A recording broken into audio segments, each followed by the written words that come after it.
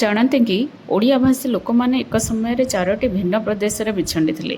सेमानक भाषा संस्कृति और परिचय विपदरे थिला। भाषा आंदोलन क्रमे उत्कल केवल स्वतंत्र प्रदेश नुहे ओडिया भाषा आधार में ओडिशा भारतर प्रथम भाषाभित्तिक राज्य है।